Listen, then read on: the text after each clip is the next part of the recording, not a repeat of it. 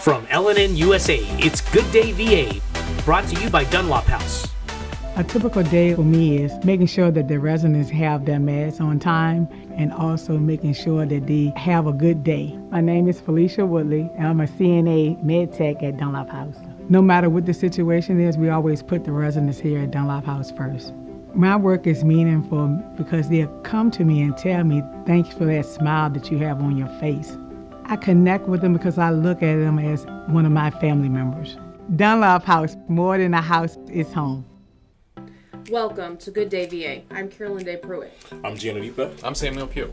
We've got plenty to unpack in this week's show. G, what are we looking at in sports? Well, it's that time of year again, the NFL Combine. We're going to talk about that a little bit more. All right, sounds good. Sam, what are our discussion topics today? So first, we're going to take a look at Russell Brand's recent appearance on Bill Maher's show that's caused a pretty significant stir. And then Chai is going to be joining us at the table to talk about the ups and downs that Disney is having. All right, we'll have all that for you and more when we return.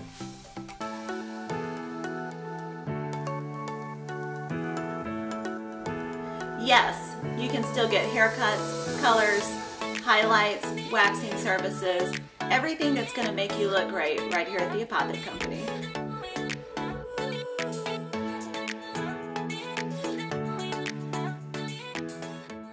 It's time you heard the best fried chicken doesn't come out of a bucket or a box. You'll find it fresh out of the deep fryers at Breeze Inn. Virginia's finest chicken. Succulent, juicy chicken with a crispy coating. Hungry for more? Try our pulled pork barbecue, real Philly cheesesteaks, and mouth-watering burgers. Home to Virginia's finest chicken. And oh yeah, we've got a convenience store too. Welcome back to Good Day VA. Let's take a look at this week's top headlines.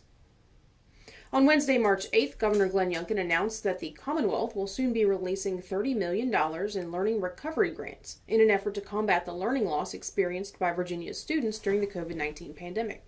Those grants will be made available to parents so that they can provide additional tutoring, summer education options, and other resources to their children if they are behind in school because of the pandemic shutdowns and online learning. Qualifying students whose family income does not exceed 300% of federal poverty level will receive $3,000 K-12 Learning Recovery Grant. All other qualifying students will receive a $1,500 K-12 Learning Recovery Grant. In addition to those grants, a secure online service accessible to parents and students will allow them to quickly assess vetted and approved education services that can assist in that learning loss recovery. Hopewell Police Chief A.J. Stark has announced on social media that he will be retiring effective April 1st after 31 consecutive years of law enforcement. In the same post, Stark thanked God for allowing him to live his childhood dream of becoming a police officer, stating that he was proud of his 30 years in the Chesterfield Police Department as well as his final year with Hopewell. Stark thanked Hopewell City Council and the interim city manager for the support they showed him during his time with the city and said that he looks forward to spending quality family time with his wife, children, and great-grandchildren. The 2023 ECBL champion Petersburg Cavaliers started the 2023 season just as they ended 2022, winning. A strong defensive effort shut down the opposing team while the offense racked up 136 points on the night. The game was never in doubt, with the Cavs leading the Chosen Lions by as much as 20 points in the first period. They went on to close the evening with a 136-93 win. The 43-point victory was driven by the Cavs' dominance on the boards. Petersburg racked up 84 combined offensive and defensive rebounds to the Chosen Lions' 37. The Lions dropped 18 three-pointers throughout the game, accounting for nearly 60% of their total offense. But between the inability to stop Petersburg's high-octane offense and getting shoved off the glass in virtually every possession, the Lions were forced to play catch-up within minutes of the tip-off. Petersburg racked up 136 points even without one of its three All-Stars returning for the opening game. Despite Walter Williams currently playing overseas, Elijah Moore and Tavon Mealy put on an impressive performance in the opener. With one of the team's All-Stars currently absent, both Moore and Mealy made it clear that regardless of the lineup, the 2023 road to the championship may well still come through Petersburg. Earlier this week, Hopewell police units responded to an emergency service call involving a hot air balloon needing to make an emergency landing after being blown off course. Police units pursued the balloon as it headed toward an emergency landing zone created at Carter G. Woodson Middle School, located near Cavalier Square Shopping Center. Eyewitnesses reported a safe landing with no apparent injuries despite the numerous power lines in the area. Further details concerning where the balloon was from or where it was originally headed or why it needed to make an emergency landing were not made available. Those looking to do a little spring maintenance work, remodel, or gardening won't have far to go to find inspiration and connect with pros who can help. On March 24th, 25th, and 26th, the Sova Chamber of Commerce is hosting the 2023 Tri-Cities Home Garden and Craft Show at the Keystone Tractor Museum. The show will feature over 75 vendors that provide the local community with home and maintenance services, as well as fine crafts, gifts, and plants. Vendors will exhibit home improvement ideas, outdoor living spaces, gardening, and more. Local food trucks will also be on site to offer event goers delicious options for food and treats, and there will also be a kids zone for the little ones. Tickets to the show are free if you register in advance. Show hours are noon to 6 on Friday, March 24th, 10 to 6 on Saturday, March 25th, and 1 to 4 on Sunday, March 26th. That's it for this week's headlines. We'll turn to weather and sports when we come back. There's no place like home. That's why BSV created a simple online process where you can easily get pre-qualified for a home loan without entering a branch. Visit bsvnet.com and see how much you qualify for. Be a homebody with no sweat mortgages from BSV. Hi, I'm Dr. Sandy Elba. And I'm Dr. Adam Elba. We're chiropractors and we love what we do. We change lives on a regular basis. We go from pain relief all the way to wellness. We work with the cause of the problem, we help solve the problem, and put your life on a whole different path. If you're concerned about your health in any way, or you just want to be healthier all the way around, come see us, Chester Family Chiropractic Center.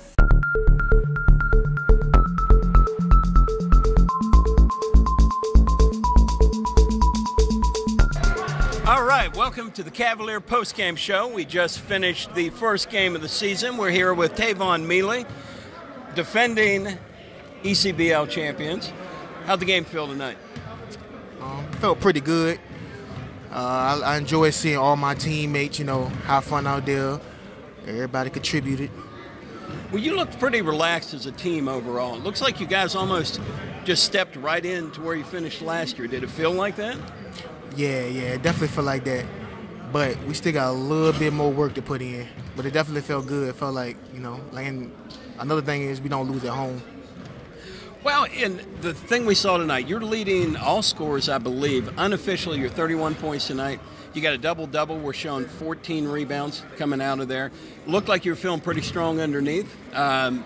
Looked like the same Mealy from last year in the paint. So how did that feel tonight? It felt real good. I mean, I got to give a hand clap to my teammates. They, like I said, they always find me. Coach always yelling, like, feed the bulldog. So all I can say is it just felt good. It felt good to be back out here, So what are you expecting going through the season? What areas are you expecting the growth in on the team this year? This year, I feel like we gotta get back to being a family again because we got a lot of new guys. We got some guys that came back from like previous years, but I feel like we got to get back to being a family just like we was last year. Now, it felt like you guys were coordinated pretty well. Moving the ball around a good bit.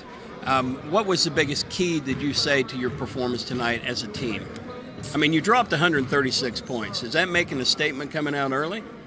Man, the only statement I can say, that they can say, we got a lot of guys that can play. Well, that's true. From the first game of the season, starting off, a lot of scores, dominating the boards. This is Tavon Mealy. We'll be the coach in just a second. All right, we're back at the Cavalier postgame show with Coach Kyle Dixon. Yes, sir. Coach, 136-93. Did we make a championship team returning to the next season statement?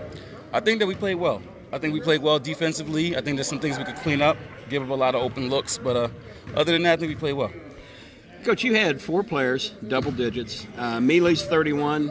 Elijah's 31 points. Okay. Elijah has 11. Patterson with 17. And Mormon with 14. Okay. Usually once in a while we'll talk about the foul line, but it didn't seem to have any bearing in the game tonight. Yeah, we still missed a couple, though. Well, I tell you what did have a bearing. You ready for this? Yeah. Unofficially. Unofficially. Rebounds. Yes. They had 37 rebounds. They did? They had 37 rebounds. Wow. We had 84. 84 to 37? 84. Wow. You had 4 players that had double-digit rebounds as well. Nice. How do you feel about playing off the glass tonight? Obviously got to be happy. Yeah, I'm extremely happy about that. 84 rebounds, that's impressive. That's got to be some type of record. Well, it is for the unofficial score. Absolutely, especially game 1, too. Yeah. Yeah, I told these guys that the Chosen Lions are a very good basketball team, very well coached, and Greg is doing a great job. He got a couple of great players, and I know he was missing a few today too. But I also told him that we're playing the Chosen Lions, yes, but we're also playing the rest of the league. You know, because there's a lot of rumors and whispers about how we, you know, got lucky that year. It's like the bubble championships, what they're calling. You know how the NBA had the bubble championship? Yeah. So they're calling us the bubble championship. But I'm glad that we were able to let them know that. No. We popped the bubble. Yeah, we popped the bubble. Yeah, we're ready to go now.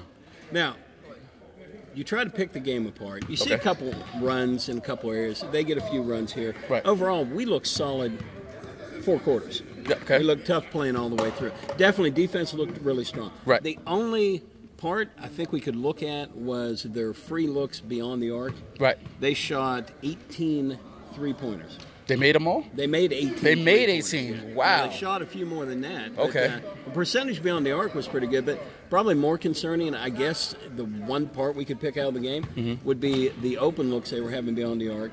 They did not look that contested outside. Right. In the paint, we looked like we had a solid defense. Right. But what were you seeing outside? Why were we not getting on them as much? And how did they have an opportunity to shoot like that? I think we were overhelping. And then when we overhelped, the defense shifted. And when the ball rotated, we didn't close out quick enough, and they got a good look. Because they were already sitting there, and we're all the way on the other side of the court. We're not talking, not communicating, overhelping, give up a penetration. We sink in, and they kick it out. So that's what happened. We'll clean it up this week, though. Well, and that strategy for the Lions looked like exactly what you're talking about. Right. They had plenty of looks on the outside. Right. But the 84 rebounds are saying their guys were stationed out beyond the arc. Right. Yes, they were just standing there. If they weren't hitting that outside shot, we're going to clear the boards. Right, absolutely. And they knew that. It's kind of a pretty risky scenario. It is, absolutely. So you probably won't expect to see that in the coming games as frequent as this. Okay. Because I would assume that offset is just not worth it for most teams. I think that, you know, every coach has their own strategy, and I think that was Coach Greg's strategy for that particular game. And, you know, knocking down 18 threes is a pretty good strategy. Absolutely. I think the balance maybe of being able to get inside, but I think that was also stopped by we have a pretty strong defense. Right. So if you're going to play people out on the arc, you're almost going to have to give up the board. Absolutely, yeah. See, and that's the thing. So I guess we were packed in, and we give up the three versus giving up the offensive rebound. I know because if they missed, we were getting it. We were going down and we were running down the court. We had Tavon a few minutes ago. Okay. It looks like he picked up right where he left off last year.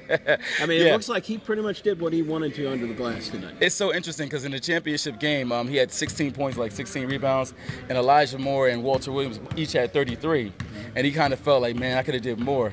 I was like, well, see what you're going to do the first game of next year. Well, I think he decided what he wanted to do. Yeah, 31 points for his first game. That's impressive. Now, Elijah, first half, pulls down double rebounds. He's at 10 rebounds in the first half. Right. Pretty dominant. It looks like he was a little laid back. He was doing a lot more assists tonight, moving the ball around a little bit more. So I don't pull anything out of that. I think he was just having a game where he was passing the ball out, playing family basketball. I believe that Elijah said he wants to have a triple-double. That's his goal, to get a triple-double each game. He wants to average a triple-double, kind of like Russell Westbrook did, and what Jokic is doing right now. And that's his goal, and that's more his game style, too. He's a great passer, elite passer, a good rebounder, and he can shoot the ball anywhere on the court. Well, and I think when teams come in, they have to know where he is. Exactly. And if he's dishing that ball back out, that's a nightmare for teams who are going to be facing the Cavaliers this year. It's going to be rough this year. Yeah, and he looks like, obviously, he didn't have any problem with that. Right. He enjoyed doing that tonight, and you could see it. Now, we didn't track the assists tonight. I don't have the official numbers on that, but he's got a double-double. Yeah, It'd be interesting to see what the So wait, he has a double-double? Okay. He's got a double. He's running 11, and he had 14 rebounds tonight. Wow, I'm excited to see the assists now, too. Yeah. He's going to be mad if he has 9, because there's a couple of passes that he made. The guy was open and missed the layup. So he's going to be really upset. And also, we had, you know how home games are. Yeah. You have everybody here, the water boy here, everybody's here. So our full roster that's available was here today. Well, we got a rotation. That's another thing I want to pick up tonight. When we put our rotations in, it did not seem like we missed a beat coming off the bench. Right. It was really nice watching that. When we watched the Crimson and Gold game, what you saw was the two teams playing pretty heavy. The new guys were doing really well. Yes. And it seemed to correlate tonight. I felt, leaving the Crimson Gold game, I felt like we had a really strong bench, but I didn't know what they were going to do in the game. Right. And tonight it just seemed like they just melt right into the team, Yes. whatever position they went in. Were you happy with the bench play tonight? It's a credit to the coaches. The coaches knew who to put in, when to put in. A couple of decisions I questioned, and I was shut up real quick. You were overruled. Yeah, I was told, and I was like, just trust me, and I trust them. They did a great job, outstanding job, especially 43 points is. That's a pretty big number. Yeah. And again, any statements, I think, on the Cavaliers in a cruise season or anything that happened last year, first of all, they don't know the ECBO. Right. I don't know who can make that, especially other teams who know how tough this league is. Right. There's no easy path to the championship. And Right. you guys certainly did not see an easy road. No, we didn't. And I wanted you to reassure that we did not see an easy road. Every single team that we play, I love our Northern Conference. I think that it's one of the most competitive conferences in the ECBL. But other people have other opinions. But I definitely think that the teams in our Northern Conference are competitive, and everybody's gonna give us their best shot, and we're gonna do the same.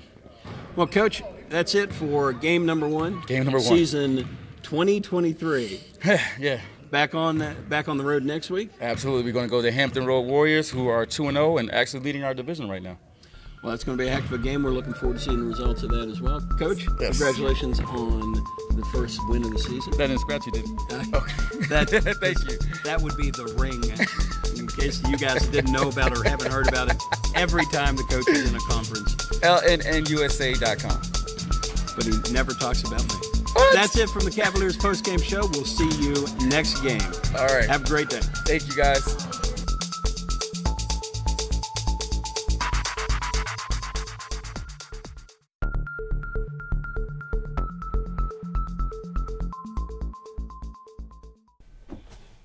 Welcome back to Good Day VA. We'll jump into sports in a moment, but first let's get a check on weather from Chai the Weather Guy. LNN Weather, brought to you by Petersburg Jewelers. The weekend begins with mild weather, more of the same that we've had for the last week. You're going to have highs in the 60s and lows in the 40s and upper 30s. So it's going to be a great transition to warmer weather. So Friday, Saturday, and Sunday bring lots of sun, a little bit of a breeze, cool enough to get out into nature and outdoors and barbecue if you want to. And it still gets really a little chilly at nighttime, so you want to bundle up at night. But as Monday, Tuesday, and Wednesday kick off the next week, we are transitioning slowly to warmer temperatures. So it is going to get into the 60s, maintain in the 60s, and maybe even reach for the 70s. While at nighttime, it is going to get down to the 40s and 30s. So what does this mean? Get out there, enjoy yourself. It's great barbecue weather. It's a great time to hike at parks and enjoy outdoor weather. I wouldn't go swimming, but that's coming soon. So it's going to be a mild weekend and a mild week, transitioning to warmer temperatures. Whether it's raining diamonds or sapphire skies, add a little sparkle to your day with Petersburg Jewelers. Thanks, Chai. G, let's take a look at sports. Absolutely. It's that time of year again, the NFL Combine. At this point in the year, all the top prospects in college football get together and they showcase their skills and their talents. So we do things such as the 40-yard dash, where you test how fast you can run within those 40 yards. Other skills drills to test your agility. You do your broad jump to test how far you can jump, and even your vertical jump to test how high you can jump. Right now, in this year's draft, or not draft, but combine, the talk of the combine aren't necessarily the numbers that these kids are putting up. It's actually a very specific player by the name of Jalen Carter. All right, he's a defensive player that goes to that played at the University of Georgia, and they're not really talking about his gameplay or his numbers as well. Although he is projected to be one of the top 3 picks this year in the NFL draft.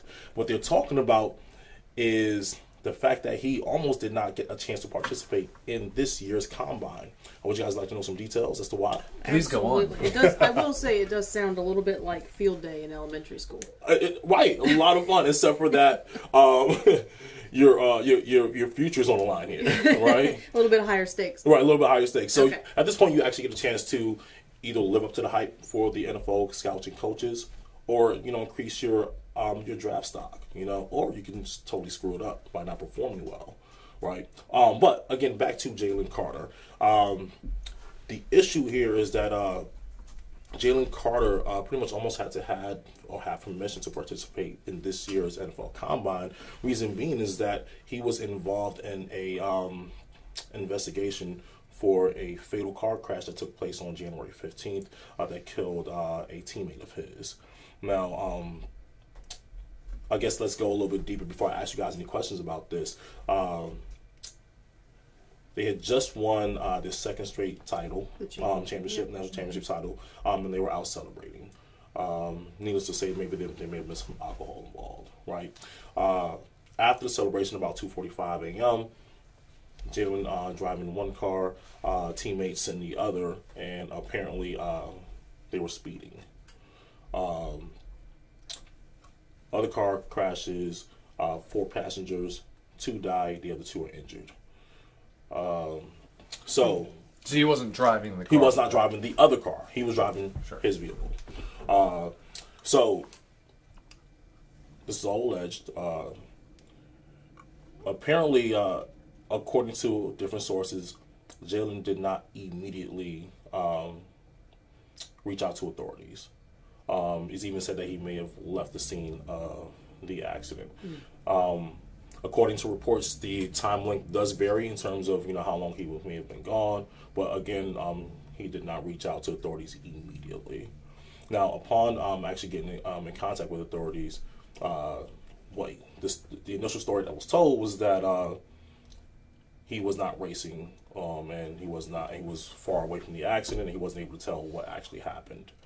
So based off of these details thus far, and do you guys have any initial thoughts or questions? I had heard that, based on the circumstances, that authorities thought it may look like they were racing. Gotcha. So, but that's not been officially determined? Officially. Officially, okay. Correct. Yeah, so I have 2 thoughts on that. If it bears out that he did see what happened and he left, that is an indictment of his humanity, and that would be a huge red flag there. Because what consequences to yourself for drunk driving are there stacked up next to people dying in a car accident? Right. So that's pretty unnerving. However, is it really realistic that this is going to limit his participation in the NFL? It does not appear to me, as a layman, that the NFL has an extremely strict code of conduct for who they let in and out of the NFL. So, do you think it's going to impact his career? Possibly. Well, here's why. Is because they did issue a warrant for his arrest on March 1st. I've had 3 of those. Oh, gotcha. I thought it was 4, but down to 3. Allegedly. All alleged, right? So they did issue a warrant for his arrest, and he was released, a few minutes later on a $4,000 bond. And again, this entire thing is still under investigation. So who knows which way this is going to go? Right. So absolutely. If you are a top prospect and you are getting drafted by a team, and all of a sudden you can't play, then that's probably going to be a big deal. But why would they argue that he can't play? I mean, do you think he'd be facing jail time here? I mean, at this point, we don't know. Right. Because the investigation is still ongoing. Yeah. But after being called in, he did finally admit to actually racing. So he's admitted to it. He has admitted to it. Question. The driver of the other car did die or did not? Did die. Did die, okay. Did die. So the driver of the other vehicle did die, and one of the deceased was a teammate as well, unfortunately. I want to say I heard that one of the deceased was actually one of the staff members of the team, too. Right. Okay. And that was the actual driver of the vehicle. So she was the one driving? She was the one driving. Okay. Right. That brings a whole other layer into it. Absolutely. If a staff member was driving, if they were racing and a staff member was driving the other car, and it wasn't just 2 team members, that to me adds a whole other layer of complexity. Absolutely. But what if it's not a staff member in a role of leadership? What if it's an equipment guy or something? Or equipment that's what I'm thinking. Maybe a team manager or something like that. Something of that sort. So it wasn't the assistant coach as well. But at that point, working for a school, you, in general, and I've worked in higher ed, as staff, you don't put yourself into a situation like that with students. You don't make yourself in any way responsible personally for the safety of the students. So I think that the term staff in this case is kind of used loosely, but it may have been a student staff member. I feel like we're not going to see a 34-year-old, the coach out there racing with his students, or with his players. Right. It's probably someone who's roughly a peer, and probably not in a leadership position. Right. I agree. That's speculation. Right. But I agree with that. I think that's what the situation may have been in this case. But again, go ahead. Yeah. Even so, though, I haven't seen too many examples of someone doing something in their teens or their early 20s, and it, basically precluding them from participating in professional sports the rest of their life. Right. And so, since it's pretty one or the other. He's either going to be allowed in the NFL or he's not going to be allowed in the NFL. So if they allow him in the NFL, then I don't see teams really making these judgment calls to not pick someone up. I mean, sometimes you hear about it that teams had concerns about people's integrity or people's character, but it seems rare, and it seems like the team that does get them feels like they got a steal. One team cuts a player for behavioral issues, Antonio Brown. The next team picks him up. So and in that case, just for clarification, the staff member, it was a recruiting staffer, 24-year-old recruiting staffer. So just to have all the details out there. Right. Yeah. But again, still roughly a peer, like you said. These kids or these guys are 21, 22. He's a junior, so about 22 years old. She's only 24, so yeah. What's your feeling on? Have you seen him give interviews? Is he talking to press right now? Not to my knowledge. Okay. Right now, they have more outside of the authorities. He's more locked into the combine at this point, and he's been focused on answering questions about that in relation to where he fits. As he should, right? So. So that's to answer that question. No, I have not heard any other interviews. I'd be interested to see what is, if he's contrite or if he's denying everything. I guess he admitted to racing, so that's good. But I wonder if he did that in interest of putting the truth out there or trying to protect his future liability for things he's telling. Well, his response on social media after getting the call to come in for questioning, or that's one of the things he did mention. He said, "Hey, look, I'm planning on turning myself in, and I will tell the entire truth, so that everything is brought to light." Yeah, I don't think his life should be ruined. If he saw an accident, left, I guess there's a fight or flight response that people go through, and the flight part of it is a natural human inclination. When there's a disaster, when there's a train wreck over here, the natural inclination is to go that way. But hopefully he came to his senses and realized the consequences of what he was involved in. People panic when things happen. Absolutely, especially in not justifying his decision to leave if he did, but especially in his situation where you're top 3, top 5 prospect, and you may have been drinking, right? These things hit the headlines. It's probably going to reflect poorly on you. The unfortunate thing is that let's say he did not. Let's say he did leave. One of the deceased did pass in the hospital. So who's to say, hey, had he responded quickly or quicker, something we may have a different outcome. Do we have an amount of time that passed between the accident occurring and when authorities were first called? Again, that's not clear. It's unclear. That's not clear. Again, like I said, the investigation is still ongoing. The fortunate thing I don't know if it's fortunate or not, but the accident, ultimately, the car did end up in front of an apartment building. So the people who were in that apartment building were able to respond to whatever the case might be. Now, here's the next thing. They did do some testing on the deceased, and they did determine that those people were drinking. But when Jalen talked to authorities that night, after returning, obviously, no one did a test on him, so we don't know what that looks like as well. But again... Interesting. Yeah. I feel like if I was in charge of a football team that just won national championship, and it's a bunch of 18, 19, 20, 20-year-olds, you immediately put them on a plane to the Bahamas and keep them sequestered for 2 weeks and let them burn through the elation and then slowly let them get back to normal adult responsibility. But they're in the middle of school. It was right in the middle of the beginning of It's never stopped them from letting these guys do things. For the supposed reason they're there, that the stories about brings Virginia us to Tech a whole are other true. conversation. But yeah, I'm sure that they want to celebrate this with their staff, their team, their friends, guys who are, or people who aren't a part of the actual football team, which is why they probably wouldn't do something like that, you know. Yeah. Man, I just can't imagine like a scary or perfect storm for a 21-year-old to get out of control. Then, you know, by the way, you just won national championship. By the way, in a year or two, you're going to make $17 million. Absolutely. You know, and by the way, this town loves you, and you can probably have the, you know, the run of the place if you want it. Absolutely. I mean, I'm scared for him. I understand that. But back to, I guess, one of the things that I really want to talk about. You kind of mentioned would this affect him, I guess, negatively in terms of his ability to play in the NFL. I don't think that it would. Would it affect his draft stock though? That's another question. Teams don't like bad press. They don't like bad press. So, well, let me ask you a question. If they take him at first round or they take him in the 5th round, it's the same press, and now you have a top 3 prospect. You know. But I mean, I'm just talking about in terms of which team would ultimately end up with him. Yeah.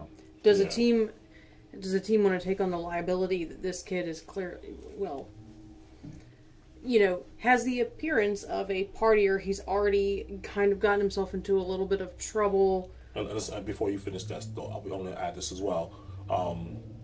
He's already gotten 3 other traffic citations, you know, a few months prior to that. What kind? They were speeding. I don't think that the NFL would really care about that part. Okay. So much because it's not really going to hit the headlines like there was a major accident, and to me, those are details that come out when something bigger happens. Right. Like, oh well, you know, people are looking back. You know, hindsight being what it is, but I still think that teams have to be careful in this day and age about what kind of headlines that, in the world of social media, their players are drawing. That's true. I mean, we're post-age of Ocho Cinco and Terrell Owens, so I don't really think that at the end of the day these guys care if they let them win.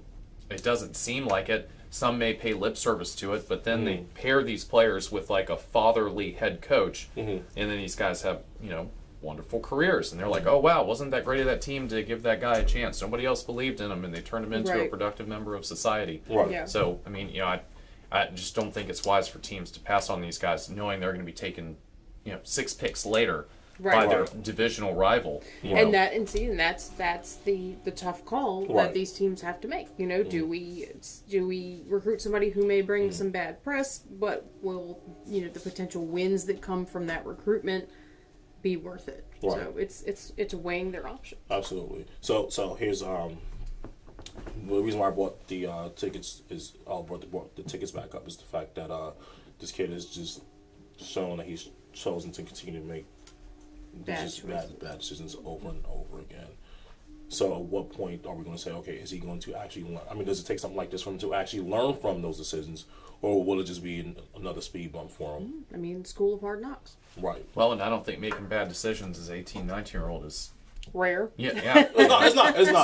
I don't disagree. I'd say it's more common than rare. I mean, if you're, you know, I think you can put people into 2 piles. Okay, you are violent or you are non-violent, right? And so you can non-violent. Anyone can change their life, and it's behavioral stuff. It's you know, it's minor rules of traffic. You know what I mean? Like that's one category. When you get guys who you know, are involved in fights, you know, involved in guns, intimidation, you know, stuff like that. That's where I think we really cross the line into this guy's probably not going to be able to be a productive member of a team.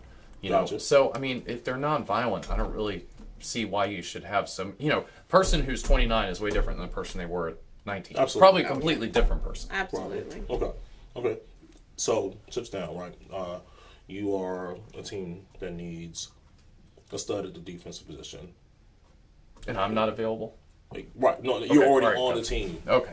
But at this point, you're on the team and also making decisions. and also doing the drafting. You know what? There's a bunch of Sams on the team. So basically, Derek Jeter. There we go. Exactly. Are you drafting Jalen Carter? Yes.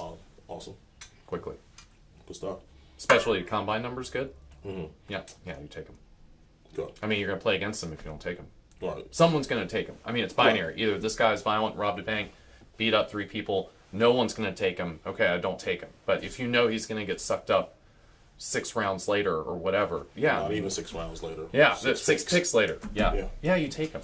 I mean, you pick the guy. This is not the professional nice guy league, right? It's the National Football League. So you take the best football player in front of you.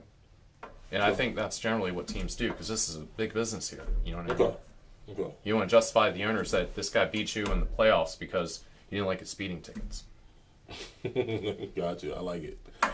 What's up, Canada? You taking them? I mean, I'm kind of ambivalent on this one.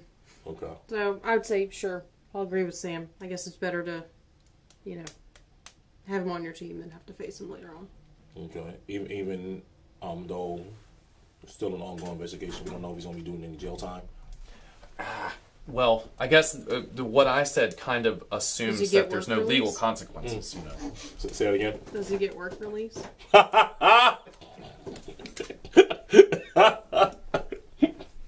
That's a good question. You don't want to play a football game for $1.20 a day. It's not probably not risk reward if it analysis. means getting out of your cell, why not? They don't have like those hot tubs in there, you know. They used to disentangle their hamstrings. Right, yeah. Disentangle their hamstrings. I love it.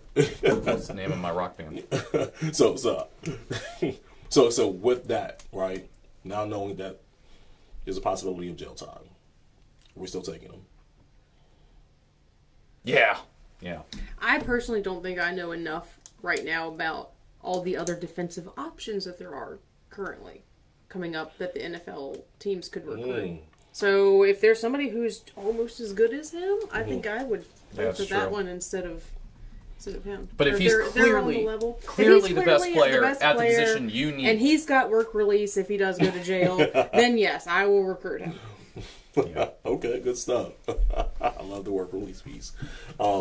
You guys are looking at me like you may ask me. Oh, me? Yeah. That's it for sports. No. On the record, buddy, do it. On the record, I would take him. I'll take him. I would take him. I don't think that he would get. Listen up, time. NFL.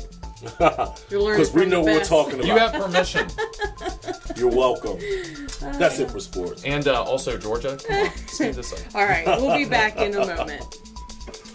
Today's show is brought to you by our friends at the Cloud Factory, who take a customized approach to their customers. They know not everyone is alike, and neither are their needs. So, the Cloud Factory focuses on what's best for you when it comes to CBD, hemp-based products, vapor nicotine, glassware, and just about anything, providing alternative routes to a healthier you.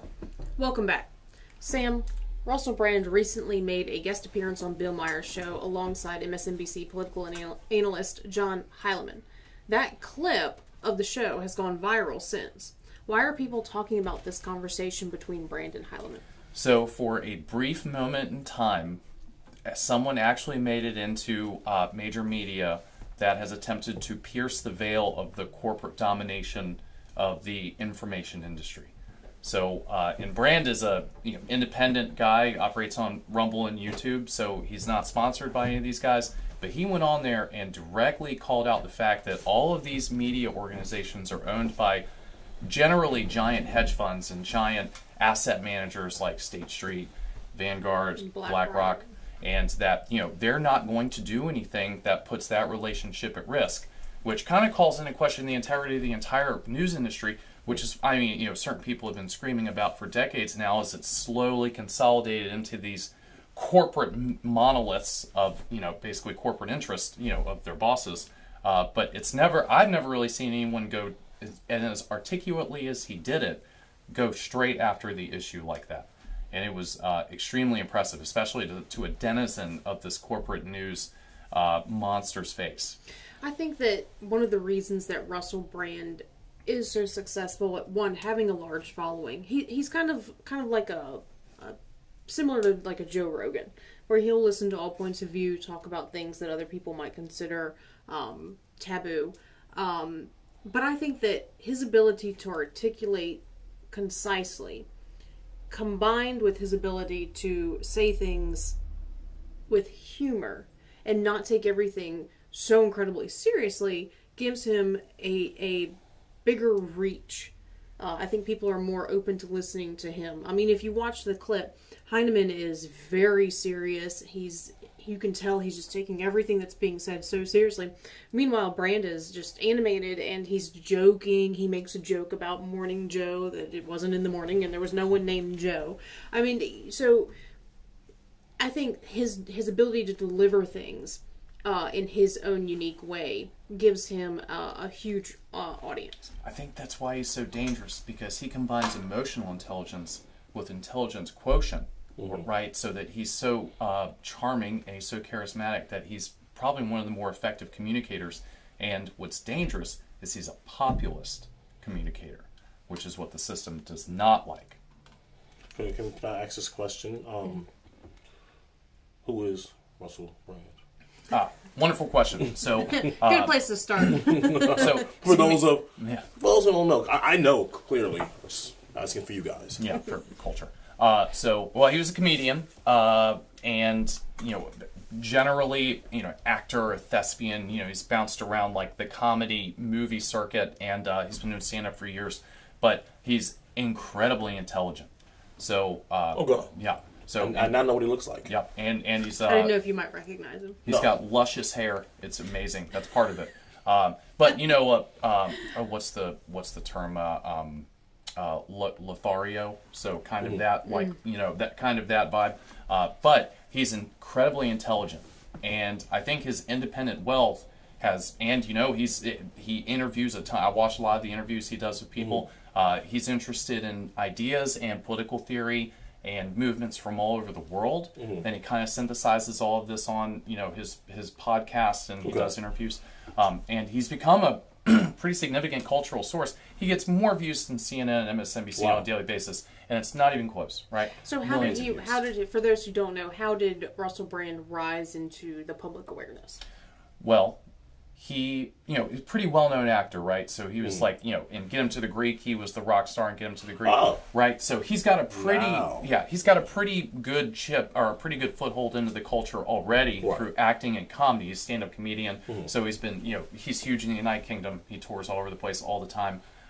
But especially over COVID, he was doing a talk show where, once again, he's a populist. So he likes to bring in populist, Bernie Sanders, Ron Paul, that kind of second-tier political analysis. And during COVID, since everyone was bored and we were all poking around on YouTube, his listenership exploded. And now, once again, I mean, he probably gets more views on a daily basis than MSNBC and CNN combined. So, yeah, he's starting to develop a pretty good foothold in the culture as far as, like the thought of populism, and that's what you're seeing here. This guy represents an articulate, intelligent, populist counterpoint to the system that's been foisted upon us by the consolidation of the news media, which is probably, in my opinion, one of the most dangerous things that's ever happened to us. Is there's no diversity of, not only of diversity of opinion, diversity of thought, but we don't even talk about specific problems on the news anymore, right? The fact that investment banks buy up a bunch of houses, entire neighborhoods at a time, to turn us all into renters instead of asset owners. That is not something that you'll ever hear about on CNN or MSNBC, because they're sponsored and owned by the banks that are doing that.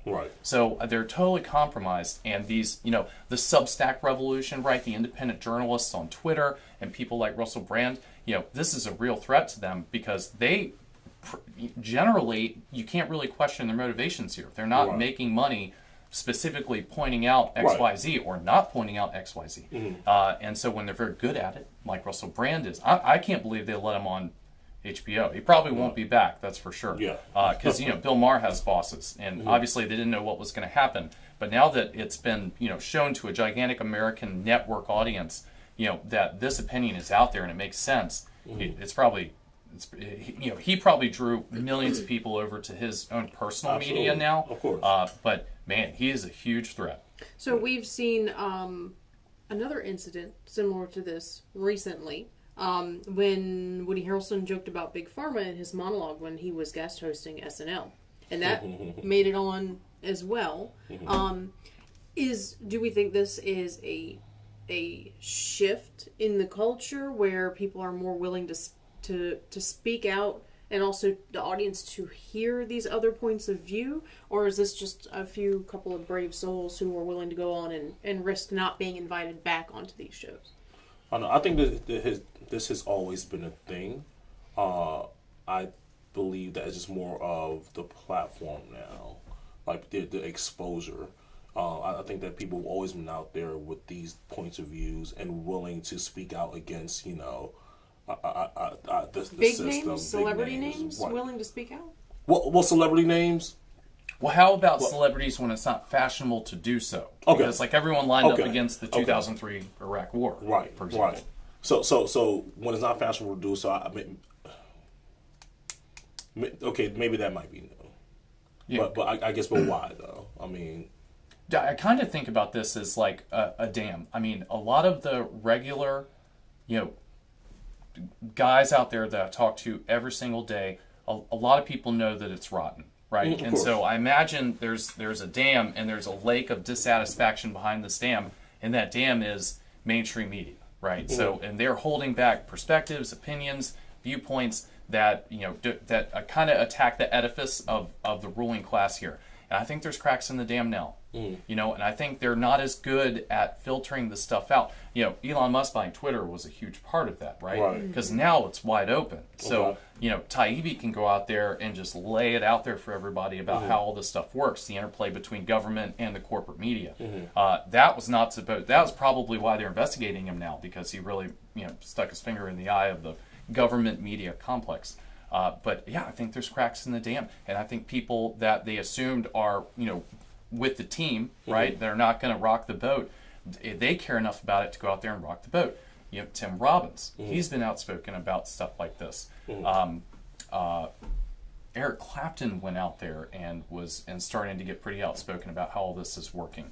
So yeah, I haven't heard anything about that. What is Eric Clapton doing? Well, he was vaccine injured, and so he was pretty disenchanted with being told that in order for him to make a living, he had to take those vaccines. And as soon as he got those vaccines, he developed I believe it's a neurological problem now that's making it hard for him to even function.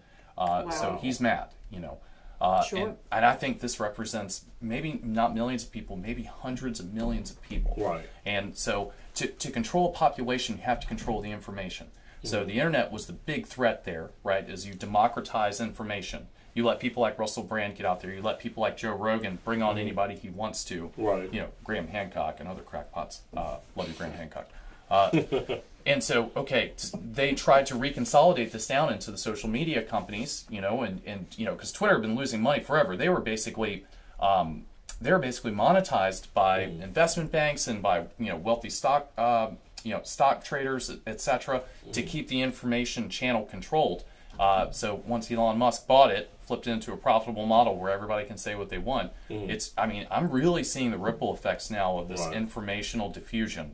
And I think now it's starting to pop into the network channels. So let me ask you this. Do you think that episode, that appearance, and the dialogue between Brand and Hyndman, do you think that in any way damaged either one of them? Oh, I think that...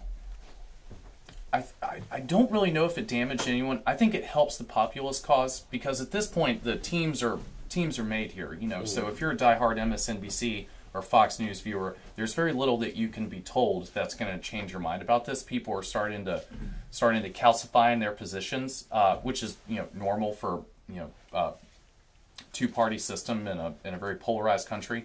But I don't think it takes away from anything, but I think it definitely adds to the populace who know something's going on and are kind of looking for a leader to see Russell Brand and be a little bit inspired here. Russell Brand is a UK citizen? You're correct. So do you think that also, because the UK is further along this path that we're currently going as a country, they're further along and they're not liking it. They have, Brexit happened. They took themselves out of the EU. There's a lot of issues going on with the national healthcare system over there not being able to actually provide healthcare to its people, that kind of thing. And so they are currently experiencing a lot of regret for the path that they're on. Okay.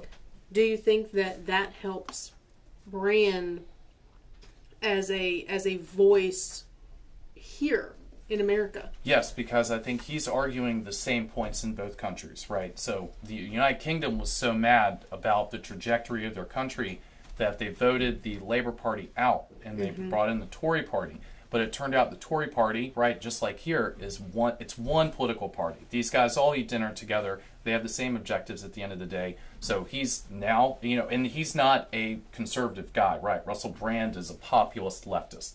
But, everyone can look at the system in the United Kingdom and see that it stinks and that, no matter what, no matter who's in power, the important things don't change, just like here. Whether it's a Republican president or a Democrat president, there's certain things that are not going to change. Whether that's beyond the control and the scope of the presidency is a separate conversation. But, his main line of attack here is that corporate interests control this stuff. Individuals don't really matter in the political system anymore, beyond the fact that you're actually, walking up every 4 years and casting a vote. So, yeah, it's the same argument. It's the same message that people have to start to chip away at the corporate monopolization of our political systems. And whether you're on the right or the left, it doesn't matter. You're a populist, right? So if you believe in individual liberty, if you believe in individual sovereignty, this is the message you have to go out there and show people. That it doesn't matter about what you decide how to fix the problem is. The first step is identifying the problem. Right. And that's what Brand does very well. And he's very cogent in how he communicates it. Well, in the case of Brand, I think, comedian, I think that people take information like this a little bit better when it comes in the form of comedy, and I think that's what makes him extremely dangerous. But what I want to know is for Brand or others like him who are pushing, I guess, let's say the truth, right? Is that what we would consider that, or let's not call it that. But let's their say, interpretation of the truth. There we go. Well, and also a different perspective than what's being broadcast on a daily basis on the big. There we go. Right, exactly. Yeah. Should there be concern for some kind of lashback or retaliation from big corporations and things of that nature? Like you mentioned, he's probably not going to be invited back, right? Would he be able to do any other major interviews? Would his account be on social media be hacked? There's always going to be flashback from going after the power structure, right? That's why it's rare that people who have a lot to lose do it, which is why this is a big deal when someone does it.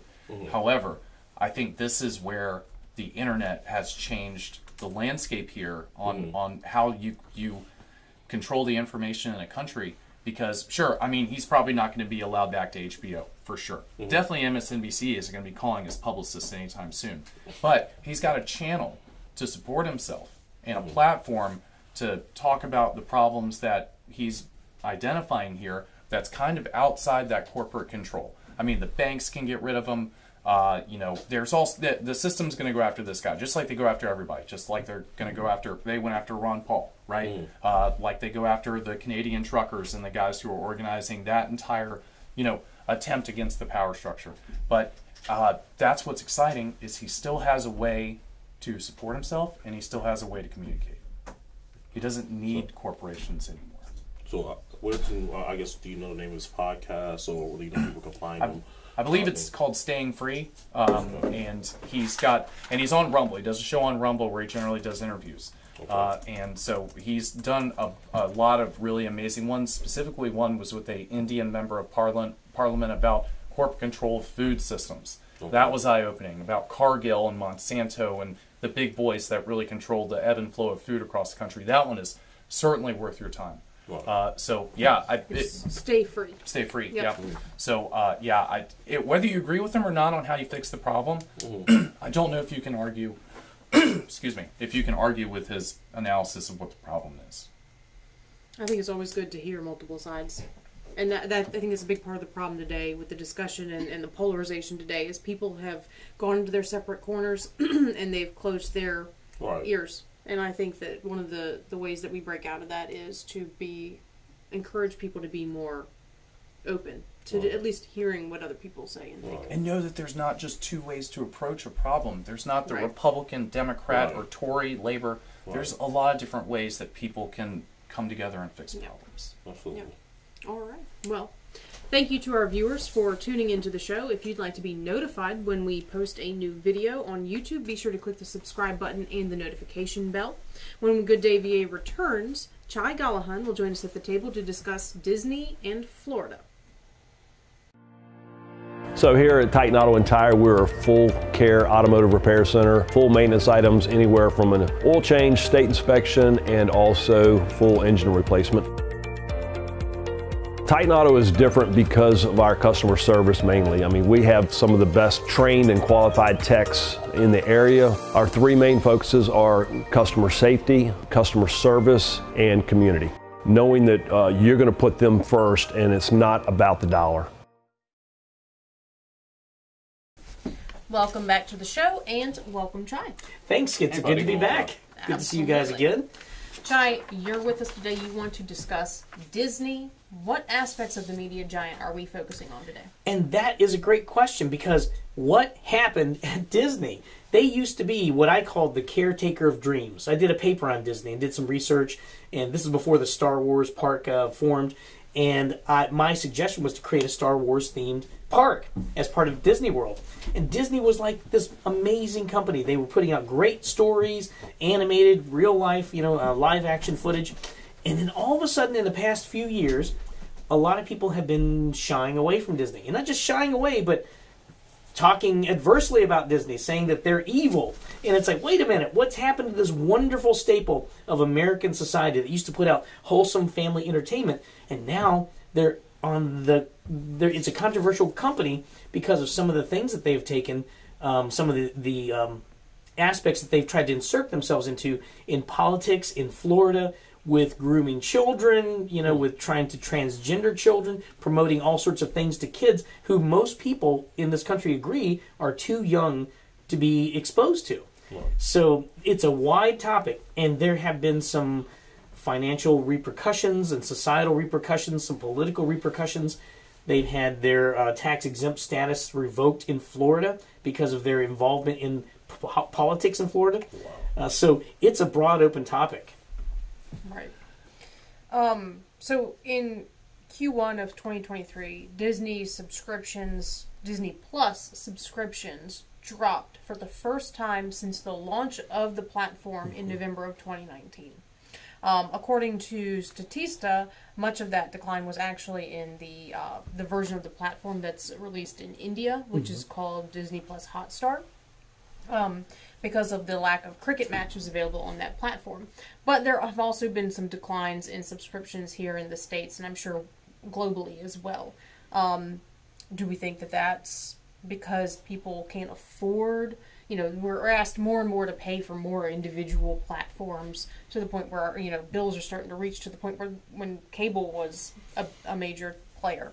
Do we think that because of the economy, people are just cutting subscriptions? Do we think it's backlash because of the political involvement? I don't think it's tied to the political involvement. I mean, you have so many other options that provide a much larger, catalog in terms of, films, movies, and things of that nature. You have Netflix, where you could find your adult films as well as, your films for your kids. I think that in that case, or in that sense, Disney's kind of restricted. Then you also have other platforms that you get for free, So, yeah, but they control some of the biggest cultural forces in entertainment. Yeah, so Star Wars and Marvel. But those are all very, very, I guess, specific things. I mean, I personally am not into Star Wars. You have people who are actual fans of those things. I don't mean to offend you, Chai. Sorry. Gee. May the force be with you. I feel like you just cursed at me. But no, I'm kidding. But I kind of did. Right. No, that's a positive thing. I'm kidding. That's nerd for bless your heart. Gotcha. Poor soul. Bless your heart. But I am a Marvels fan. I mean, but you can find Marvels on other platforms. I think that were they able to, I guess, broaden what they offer? catalog, it may be a different story here. If I may posit a theory, I think it's a confluence of everything. You know, like life is pretty nuanced, so you know there's generally not one reason or the other why something happens or doesn't happen. So a combination of Marvel and Star Wars are, I'm sorry, awful now, right? I mean, they took something that had a lot of cultural currency and they just wrung that thing for every dime it was worth. And I think it was cynical the way they did it because, you know, I mean, I've got buddies who are obsessed with Star Wars and they hate this stuff now because, you know, they're bombing them with them every 3 months. There's a new one that's totally irrelevant. Right. So that's one. Number two, I think the quality of what's come out of that place over the last 5-6 years is noticeably worse. You know, because you think about like the heyday, you know, especially like they had a good run from like 90 to about 2015 where everything they put out was awesome and unique and, you know, pure. Those are still the movies that people think about when they say Disney. Right. The Lion King. I mean, that was massive. Frozen, right? Frozen, every they little also own Pixar now, too. So you think about that's the entire Toy Story franchise, which is huge. Up, which was a masterpiece. Yes. Oscar-winning. Right. But now, I mean, what have they really done that's had that kind of cultural impact in the last 6 years? I can't think of one.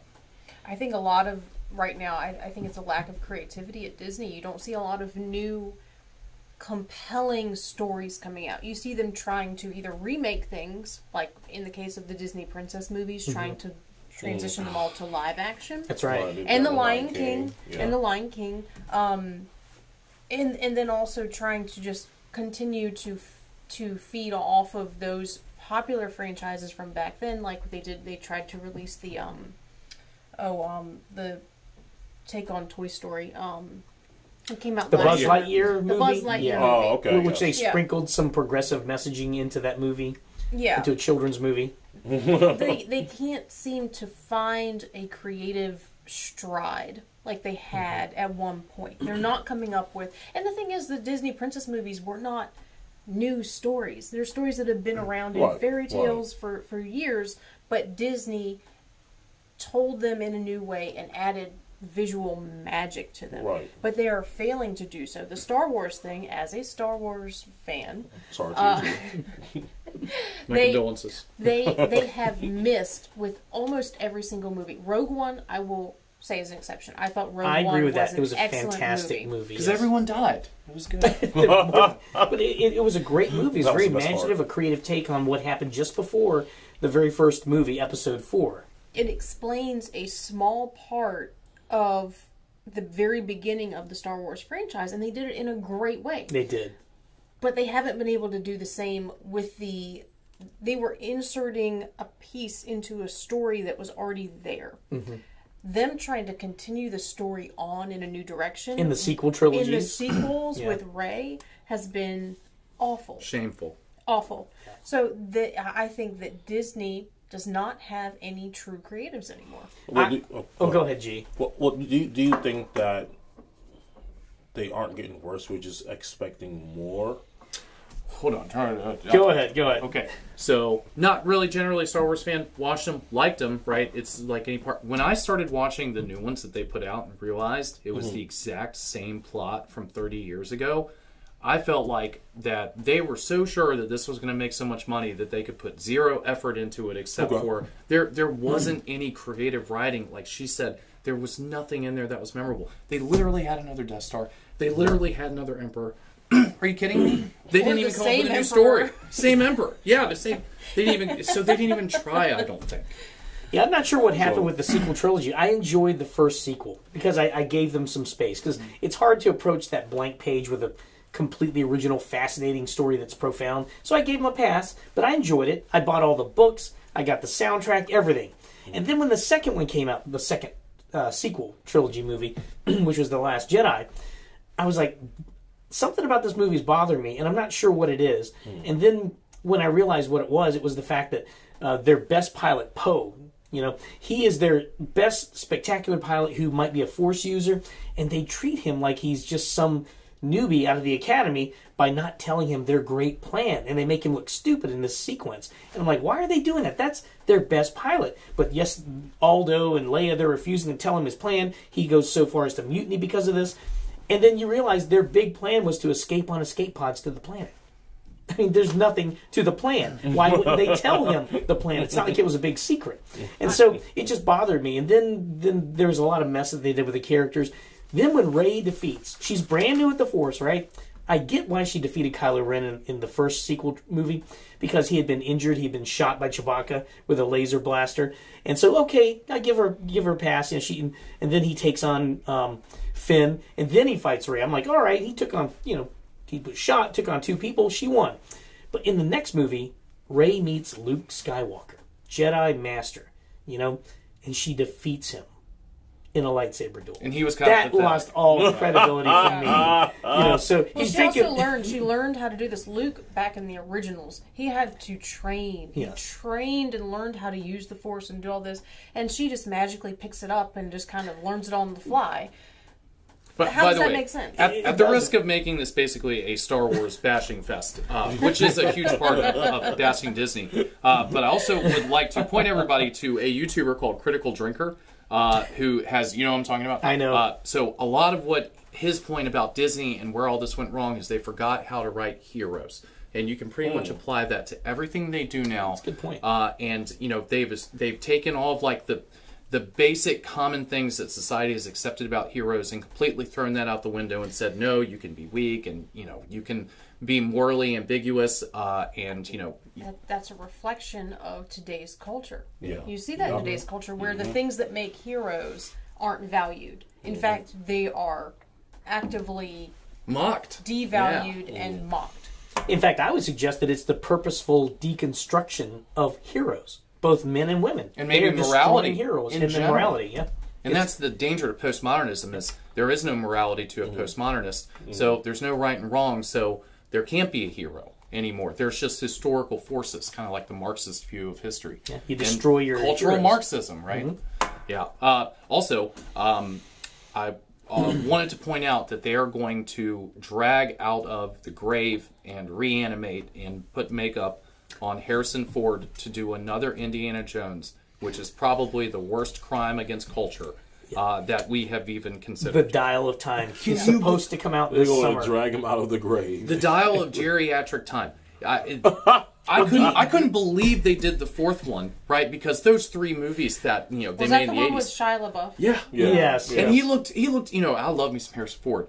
He's a Chad. But my goodness, he did not look good 10 years ago. And now he's going to be in a wheelchair. And he's going to be an archaeologist adventurer. This is cynical. There are a lot of de-aging that they're doing with this, and I've seen it. It looks pretty decent. Like they de-aged Mark Hamill for The Mandalorian, and that was an amazing... I was smiling when I saw those sequences of The Mandalorian when Luke Skywalker walks in looking like he just left the set of Return of the Jedi.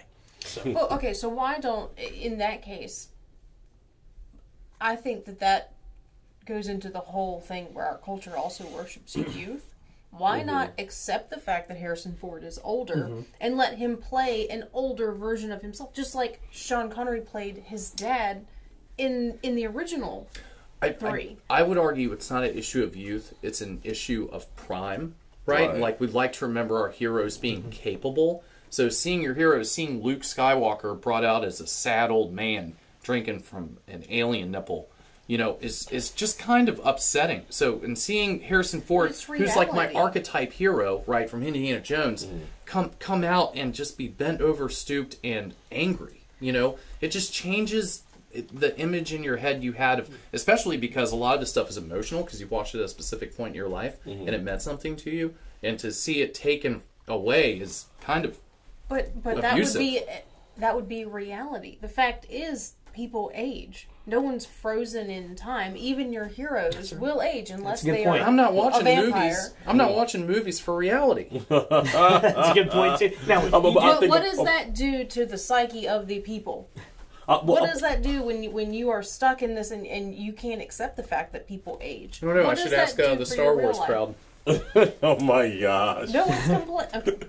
What were you going to say, Jim? No, but I think that a part of, but that's the point. A part of them bringing these people back is to help you reconnect with your younger self.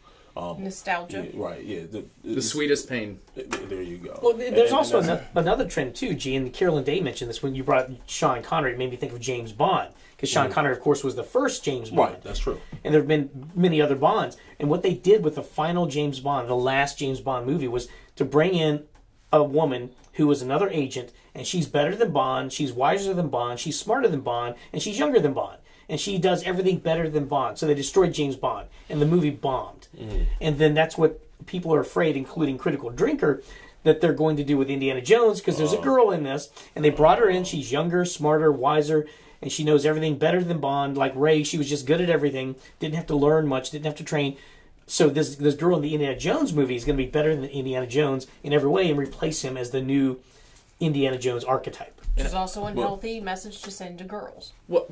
I'm not arguing to you that what you're saying does not have artistic value, that, like adding some reality into, the archetypes that we've had in our head, it does not have value here, but it's still not good emotionally, right? It's not nice to see your parents getting older, it's, It's not good, but if you never accept the fact that it happens and that it can be, I think it did not bother me to see Luke Skywalker older. It did not bother me one bit, even though I'm a huge Star Wars fan, because that's just reality. He's going to get older. It bothered me to see him secluded, being a recluse how on they an handled island. him, yes. It bothered me to see how he handled that. It did not bother me to see him older, because sure. This is the natural progression of archetypes. So you may have a hero in youth and even up into middle age, but at some point, the point of the archetypes is it's a timeline, and you're supposed to, as the hero, gain you're strong and you're strong-willed and you're willing to fight, you're brave, but also through your experiences you are supposed to gain wisdom that makes you into more of a sage archetype as you get older. As Obi-Wan Kenobi was. You transition into a different archetype, and that's a healthy progression, and it's how the aging process is supposed to work. And I think that can be portrayed in movies in a very positive light. But because we're so focused on youth and virality and all of these things, we're ignoring the value of older people, of wisdom, all of that. And there's something to that with a Marxist agenda. They want to get rid of the older people, get rid of them, treat them like they're not respected and revered and wise. And that's part of communism, actually. And I think if that was their motivation, what you said, then it would be interpreted differently and it would be accepted differently. But I don't feel like that's what they're doing here. They're right. They made Luke kind of pathetic, right? I mean, they and it wasn't even that like he was old. I'm fine seeing my guys from the 90s get old. I get recluse living alone on an island. It was not Luke Skywalker that we last saw. That was not a sage that we saw. That was an unhealthy being. And Indiana Jones is a grumpy, irritable, pissed off guy, and that's not like the swashbuckling, giggling as he, defeats Bedouins kind of person from the archetype originally represented. And Nazis, definitely the Nazis. So I think it's both those things. They're trying to deconstruct the heroes of a culture that they want to change, especially the ones where it's like, that involve the heroes. Sure. And I think it's just a cynical move because they know that people have an emotional response to the title and that they're going to make $200 million. And, that's as far as these companies think now. Well, a lot of their movies, like the Buzz Lightyear movie that was referenced, it was a flop. And this is Disney. And some of their shows and their streaming services have flopped. They've lost subscribers for one reason or another. 2.4 million in America. Yeah, and they had a big financial loss, and they had to lay off 7,000 employees. Wow. In the last quarter. And I think the risk to going political is that you lose your purity, whether you go one way or the other. That's right. You lose your neutrality and your ability just take to be the politics and the agendas out of the content for me. That's what I prefer. I want fun in movies. Disney used to do that. They kept politics out of their content. Right. And here lately they went with trying to insert agendas and messaging for young children. And a lot of that messaging, according to some parents, is grandly inappropriate because they're including sexual things, transgender messaging into the Buzz Lightyear movie, into the Marvel movies. There's almost guaranteed a gay couple or a gay person in almost every product they put out these days. And I'm not sure if that's right or wrong. I'm not commenting on the lifestyle, but it's inappropriate for children in the opinion of many parents. Gotcha. So let me ask you this, because we focused on the streaming services, the movies, and things of that nature.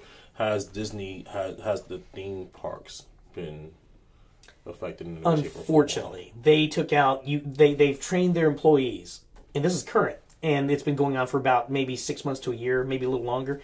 They can't say he or she, ma'am or sir anymore. Wow. They have to keep their pronouns gender neutral. And that's just so what does that sound like? The tip of the iceberg. In other words, you can't say hi boys and girls to a group of boys and girls. You have to say hi children, so you keep the pronouns neutral. And they're inserting these into all aspects of their actors and the professionals at the park, the workers. And it's just not the same Disney World that you might remember if you went. I've never been. I've been to downtown Disney. My kids were too young to take to Disney when we lived there. But we went downtown Disney, and it was a great experience. But now you're going to go in there, and it's going to be this progressive, woke kind of place. I would also say it's kind of hard to assess how well they're doing because of the COVID shutdowns. I would imagine that had a huge impact on the theme parks. So it may be difficult for a little bit to assess, are they doing worse or better compared to before the pandemic, or how does the pandemic how is professional sports done in the wake of this? I would imagine it would be pretty proportionate to how attendance at NFL and Major League Baseball and NBA games would be, right? Massive exhibition and entertainment. Have those numbers come back at all? And stuff like that as well. Were there full stadiums last year? When you see the games, they're pretty full. People are traveling to them, so I think that should be over. And another aspect of Disney too that a lot of people don't realize, they have priced most people, the average working person, out of even thinking about going to Disney. How much was the Star Wars hotel again? It was insane. And they can't get enough people to go. I mean, it's like $1,000 a night or something. It's expensive. Wow. There's a Star Wars cruise a cruise hotel where you're like on a spaceship cruiser, and they couldn't get enough people for that. But yeah, a hot dog at Disney, a hot dog and a soda is going to cost you $25, and I thought that was insane. That's crazy. But cynical. Hot dog, burger, and a soda, $25. See, these corporations get a hold of nostalgia and things that generate emotion, and they just exploit the heck out of it, and to the point where you just kind of feel used up. Yeah. It's unfortunate. And so that is the state of Disney today. On so that note. It's worth researching. Go to Rumble, look up on YouTube. Russell Brand, he's talked about Disney. The Critical Drinkers talked about Disney. I just want Space Ice to talk about Disney. Oh, man. All right. Well, thank you, Chai. Next, Chai is going to take viewers to a local hidden treasure, a park that offers an up-close look at the nature that it preserves and celebrates.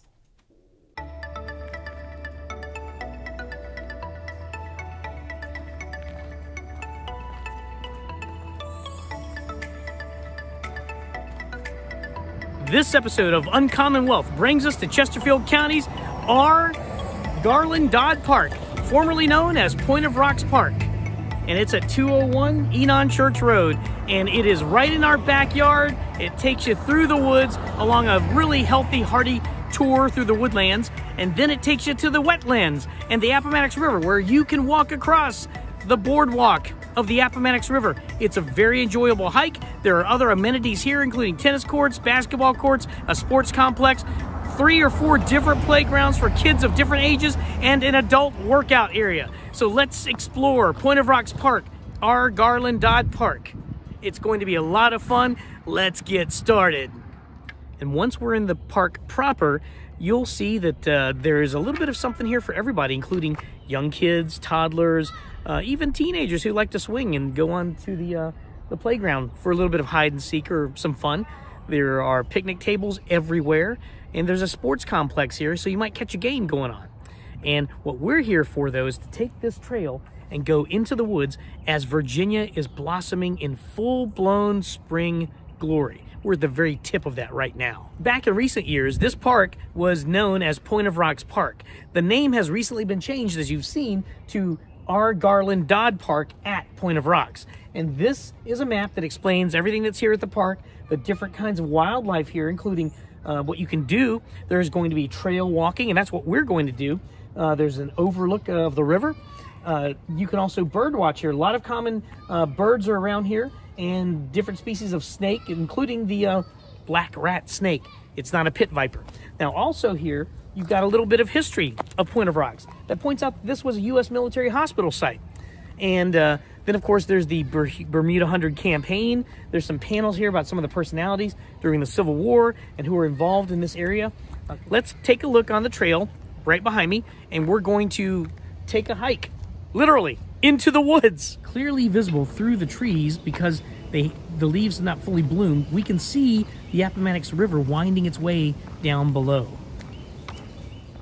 Now, immediately when you go on the trail, you start descending as we're doing right now. We came from up there and we're going to be descending down there. The trail does sort of a switchback and then leads to the river. It's a really, really healthy walk. It's good exercise. The main thing you're going to have to contend with here is I'd bring a walking stick and a bottle of water and never hike alone. Always bring someone with you.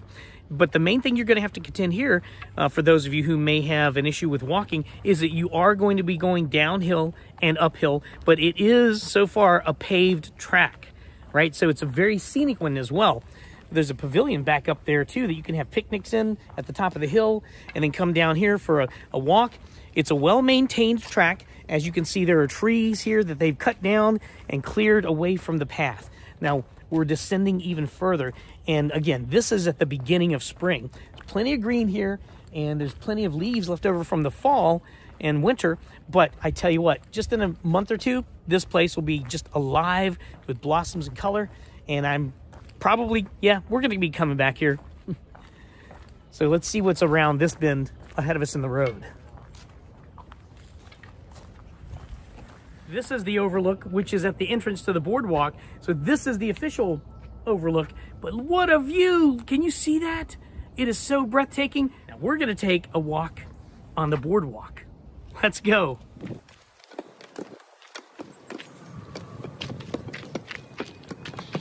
Now, it can get a little windy out here. Like, just keep in mind if you're going to wear a hat, be sure to have it tight on your head because it might get blown off. And if it does, it's going to go into the drink. And it's a lot wetter than it looks. It's marshy water and everything. You may or may not be able to get it. Whoa, there it goes. Look, it just almost blew my head off myself. Now, my son Lance, it blew his hat off, but luckily we had these 2 walking sticks that we used, and we were able to retrieve his hat. So just keep that in mind. It can get pretty windy out here. But it's worth every step. All right, well, one river boardwalk trail completed behind us. And unfortunately, my son Lance was wearing the LNN baseball cap, and there was another gust of wind that he didn't expect, and it went right off his head just as we were on the bridge and went into the water out of reach. So we recovered it the first time when it went to the marshy area, but the second time it was unrecoverable. So it was a good hat. We will miss that hat. It did its job, but now it is with the waters. All right, we just came from the river walk over there, and there's a series of stairs. If you take left, you go to another overlook. If you go right, you come right up to where we are now. So now we're heading forward back to the point of origin to complete the hike. I've got to say, it's a healthy little hike. And there you have it, right here on Uncommon Wealth, a taste of R. Garland Dodd Park, aka Point of Rocks Park, right here in Chesterfield.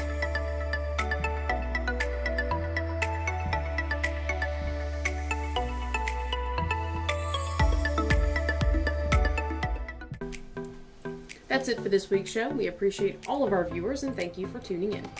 If you enjoyed the show, subscribe to the Edelin USA YouTube channel and follow us on Instagram and Facebook. And a big thank you to all of our sponsors, especially Dunlop House, for making the show possible. We'll see you again next Friday. In the meantime, have a good day, VA.